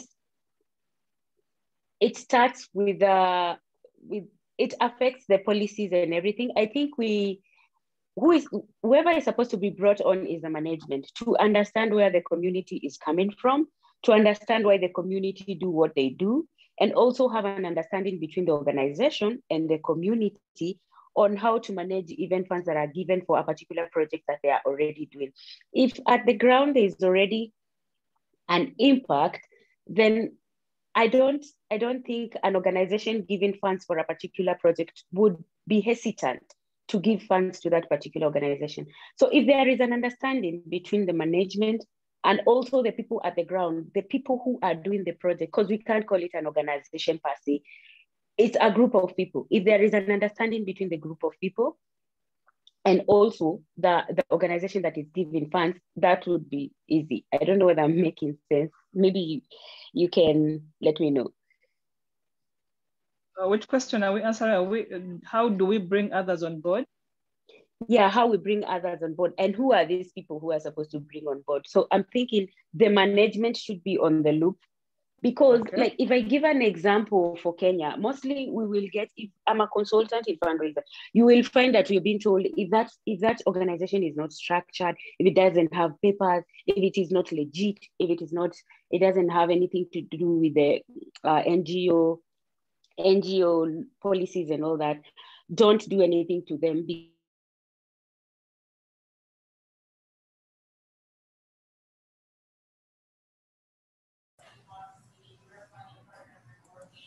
Hey, Ida.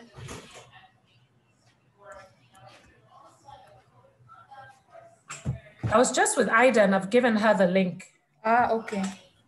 I'm worried about, so everybody has started, at least we know Ida is in 4, she'll soon start typing. 3 is good, I see they're starting to type. 1 has typed quite a bit. There's an issue still with 2. Let me go check and see what's going on. Okay. But Paige, we will definitely need to extend the time. You know how to do that, huh?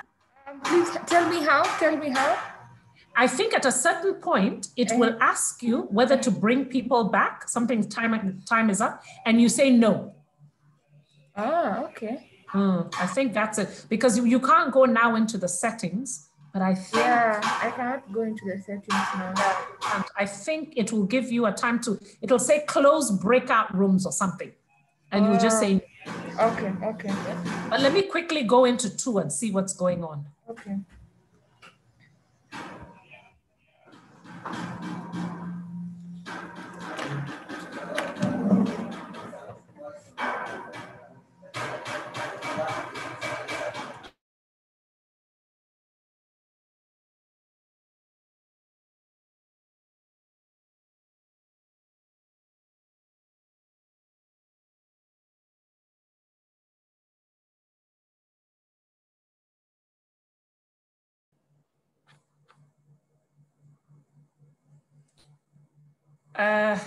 Paige.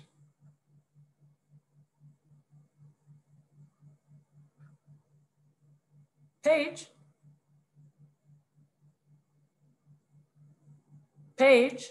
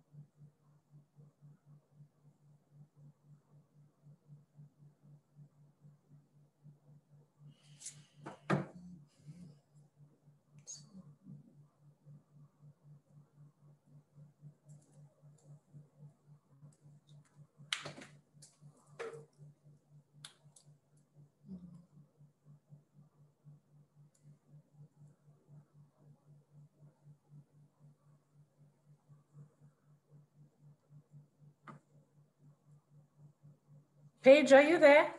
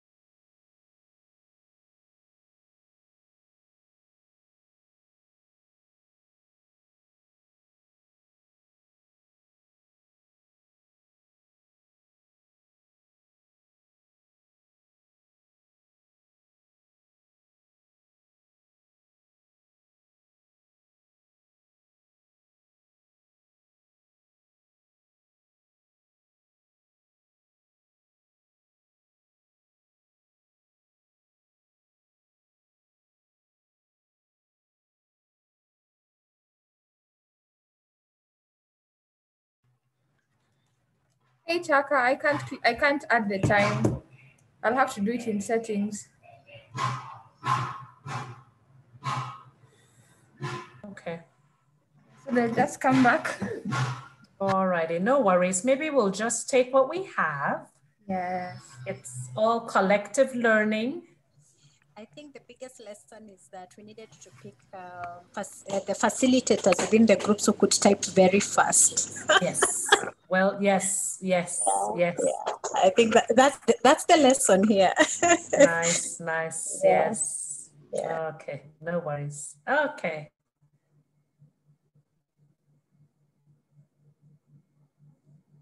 Okay, so welcome back. Apologies, we tried to add the time, but we weren't able to do, and I know we took a little bit of time to go to the Google Sheet, but no worries, because we all had the same question. So this is about collective learning, and this is about the beginning and continuation of a conversation, yeah? So in terms of feedback, luckily again, we're going to put the link in the chat again, because it means you can all see the document. So those feeding back, you don't have to read everything. Huh? Just give us the highlights, very quickly the highlights, because the document is transparent, we can all see it. Huh? So from group one, who would like to feed back? And there was also learning from Catherine again that next time we know we'll get the people who type very fast, who have their laptops, because I can see group one, clearly they had somebody. Who's feeding back group one? Well, we really did not choose somebody, but Michael, would you like to go ahead, Michael Ruben? Or I just do it? Okay, just do it, Catherine. It's okay, because just the highlights, Yes. Huh? So the highlights, I think, on what needs to happen for this to for this to become the norm. I think the main thing we were going around is that we need to have continue to have more of these forums, such platforms for people to learn, and also we create the awareness for people to understand the concepts, the concept of moving away from the traditional way of doing things. And as we do this, we align ourselves with those implementing these models, the blood water, MOT, SIF source, anybody who comes in with these models, we just try and align with them. Then there was a good one on how we need to push back, which I thought was quite a powerful one. We push back on the donor funding, which is the way the donor funding is structured. So we need to bring the community voice to the table and say, this is what we are bringing to the table. These are our problems, and this is what we are bringing. Please come in. And I think it it was Michael who said, yeah, let's bring them as, no, it's Suma. He said, I mean, community knows best their problems and the solutions. So the outsiders should come in as facilitators or friends to the communities to help realize the solutions faster. So that is what we came up with. Do I need to go into the second question?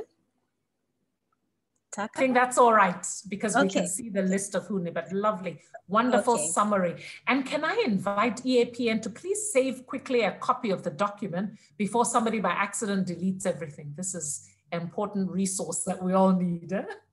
Nice, nice, nice. Okay, moving on to group 2. Anyone from that group can feedback. Who would like to do that? Group 2? Okay, let me do that. My name is Rhoda. So I think most of what we've said is actually what Group 1 has really said. Inclusivity and understanding and knowledge shared across the board, from the management of the organization that is giving the funds, the donors, all the funders, the community itself. I remember Jen, one of our group members, saying, if the community is not sensitized, then they will not change their attitude.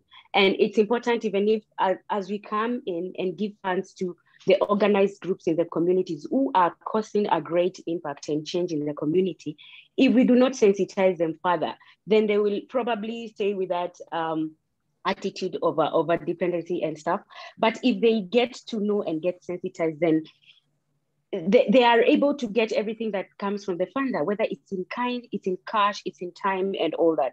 Also, we say the duty, we talked about the duty bearers so that they can buy in supporting the organization to actually actualize the impact that is seen in the local communities, that has been brought by an organization that is just doing good for the sake of the community and not just because it is funded. Then again, we also said for us to penetrate into the local communities, we also need the local leaders, because penetration, especially in the political divides that we have all over, we need the local leaders. We need people who know the community. So if all these people are sensitized, then I think it will be so flawless, even to get to work together with the unorganized groups in the local communities. Thank you. Brilliant. Thank you so much. Really wonderful reflections from group 2. Thank you so much. So moving on to group 3, who would like to quickly share those reflections? Well, Taka, group 3, more or less, most of it has been said. But there are two things that I think stand out, is that the challenges that have been brought about by the crisis, the COVID-19, we need to learn from this and give community leaders an opportunity and space to localize the responses, but also as we move to beyond the crisis, that we don't allow ourselves to go back to the traditional mode. Number 2, there were things around accountability setting between the sources of funding, the resource mobilizing organizations, and the implementers. And then the third one was around sharing of knowledge that we've learned, listening through from a forum like this. How do we take this forward, share across, learn from others, and challenge some of those that have come through? I think the others have already been placed. Brilliant. Thank you, Mike. Nice. And then we go to the last group, group 4. Thank you, Taka. Our group is really similar. We had 2 very strong points. And then the first one really builds from group 3. We saw that there's importance for us to build a body of evidence. And this is just to be able to share what are the best practices as we enter the communities and even as we go ahead. And there was really an interesting point about just creating a proof of concept to be able to build to ascertain how feasible and how effective these projects are in the community. The other second point that we had was community. How maybe we need to build communities of practice where we'd be able to link and maybe have an online platform. So those are just some of the innovations that we would going forward in terms of building norms, have communities of practice where they can be able to share knowledge and peer exchange on specific things that they're dealing with in the community, of course, with regard to specific thematic areas. There was also a very, very important question that came out from the group, from Portia and Geoffrey. How do we ensure accountability, even as we work in communities? How are we, and not just accountability from the funders, but grantees? There's definitely such a great need to be able to strengthen accountability within us funders and as grantees, so that the projects that we initiate or we drive at the community have sustainable impact. So that if there's anyone from my team who would want to add, please chime in. Nice, nice, nice. Thank you all. So even though the time was tight, I can see such rich conversations came up, some brilliant ideas have come up. Huh? So as we start to think through how we take this forward, I see Nadia, you had a comment in the chat, a question in terms of how the learning group picks this up. I would love to hear, would you like to unmute and bring that to the floor in terms of how we think about taking this forward? Yeah, I just love that one point on building a body of evidence. I think that is so powerful. And okay, it hadn't even occurred to me prior to hearing that. And so I'm just excited knowing that the next step from this will be the convening of the learning group, specifically the one for community philanthropy. And just if we can actually prioritize that as an agenda of just, you know, in the immediate to midterm, what do we need to do within EAPN community to populate a body of evidence that, you know, and just connecting back to what Mike shared from our group, you know, my greatest concern is that this could be a trend that post-COVID, the pendulum swings in the other direction and everyone goes back to traditional business as usual. But if there is this body of evidence that continues to be documented and shared, it will be, you know, it's almost like compelling. There's no need to go back to business as usual. Nice, thank you, Nadia. So really useful. I'm aware we're coming to the top of the hour, but I think the journey of travel has been really productive this morning in the time we've had. Huh? So we've had at least 3 organizations share their models, talk about what is different from traditional funding. They've shared the kinds of values and principles that have enabled them to be able to use these models. They've talked about the benefits and impacts. We've even heard from some of their partners. We've talked about some of the challenges and shared ideas on how you address some of those challenges. And now we've just come from a conversation around how do we make this the norm, with a very specific action point around how we can put this on the agenda of the learning group to build a body of evidence around how this is actually having impact. Huh? So really the journey of travel has been really rich in these few minutes. Thank you all for being such wonderful participants, making my life easy. And I will hand back to Evans to really wrap up the conversation and talk about next steps. But thank you all. Huh? Evans, back to you. Thank you so much, Taka. There's a lot. This has been one of the best engaging sessions that we've had this year. And for so many reasons. One is the level of interest that all the participating organizations have demonstrated since we started this conversation to this very moment. To you know, the conversation around the body of evidence, the communities of practice, specifically that engagement platform, the peer learning, the peer exchange, the sharing of models, to all those many areas which have come out. I think I want to state as follows, that one, it is important for us to ensure that as we move with these kinds of peer exchange forums, we move beyond the talk into action. And it's at that very entry point that as EAPN, I think it's important to state at this point that our next point of action definitely will be around the community philanthropy learning or working group that I had mentioned earlier when we were starting this call, that Nadia has alluded to and some other colleagues have mentioned. So we have a clear roadmap that at the end of it all, we will see most of these areas and issues that have been raised in this deliberation actually actualized and used to strengthen the space that we are serving as a community, as donors, as grassroots organizations. So as EAPN, I want to commit that immediately after this call, we will be reconvening with some key leaders within this call and outside this call to just see how we can further these conversations and ensure that we move beyond the talk.